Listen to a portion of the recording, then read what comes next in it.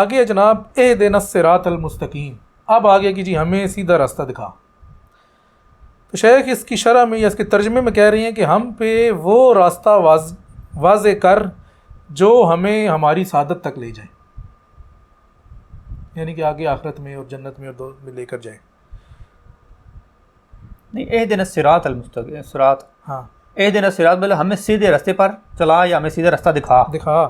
دینا کا مطلب ہے ہمیں ہدایت دے، یعنی دونوں طرح سے ہمیں ہدایت دے سیدھے راستے کی، یا بتا بھی کیسے ہمیں سیدھا راستہ بتا دے. بین لنا، شیخ نے کہا ہے نا واضح کر ہم پر سیدھا راستہ واضح کر. نہیں اب نہیں سیدھا راستے سے مراد یہ نا، ہم پر سیدھا راستہ واضح کرنے سے مراد، اب سیدھے راستے سے مراد، اب میں جیسے پچھلے بھی ہم نے کہا تھا کہ صراط کا مطلب تو سیدھا ہی ہوتا ہے نا، اب واضح ہونے سے مراد کیا کہ ہمیں پتہ لگ جائے کہ ہم کس راستے پر جا رہے ہیں. یہاں پر شیخ نے صراط کا مطلب سعادت سے جوڑا ہے کہ جو آپ کو آپ کی سعادت کی طرف لے کے جائے.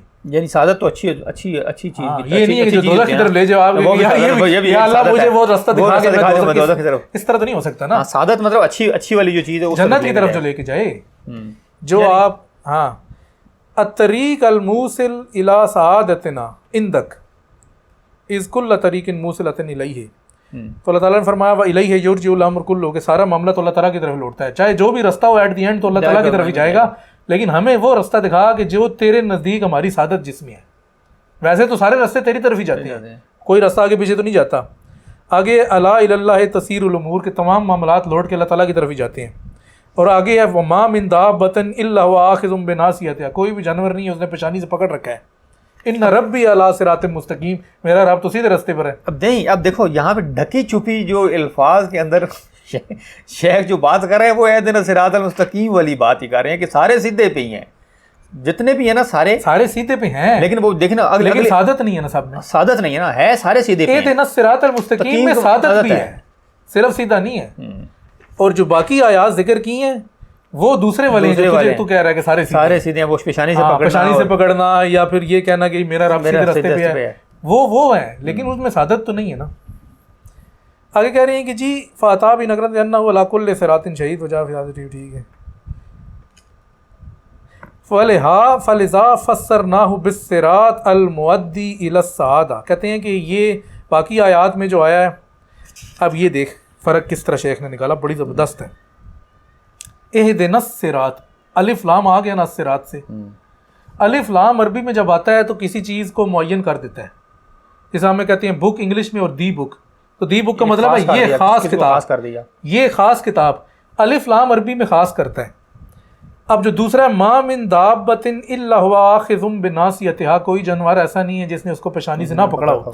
ان ربی علی صراط مستقیم، یہاں پر تو الف لام نہیں آیا کہ الصراط المستقیم، فرق آیا نا دونوں میں. وہاں پہ الصراط المستقیم اور یہاں پر ہے صراط مستقیم، یعنی کہ الف لام کے بغیر.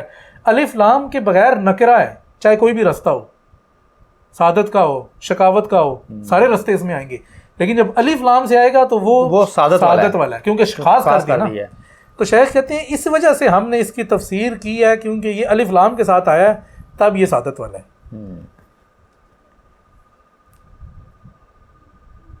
لیکن بعد میں پھر کیٹیگرائز کیوں اس کو وہ کیا نا کہ اہدنا الصراط المستقیم، وہ تو آگے بتائیں گے لیکن صرف اسی سے ہی واضح ہو گیا نا، باقی تو چھوڑ دو نا. الف لام سے ہی واضح شیخ نے کر دیا کہ دیکھو قرآن مجید کی آیت لے آئے نا دوسری جس میں الف لام کے بغیر ہے، تو بتا دیا کہ دیکھو وہ والا ہے وہ عمومی رستہ ہے، اس میں شقاوت بھی ہے، یہ خصوصی رستہ ہے. آگے کہتے ہیں کہ جی اہدنا میں جو نون آیا ہے، نون جو نہیں ہے وہ جمع کا صیغہ عربی میں، جو نون آیا ہے وہ نابد کا نون ہے. نابد میں بھی جو جمع کا صیغہ کا نون آیا وہی نون ہی ہے، اور یہ اجتماع کی طرف اشارہ ہے، یعنی ہم سب کو. یہ نہیں کہہ رہا مجھے خالی دکھا، سب کو دکھا، یعنی ہمیں، ہاں ہم سب کو، مطلب مسلمانوں کو یا سب کو جو بھی.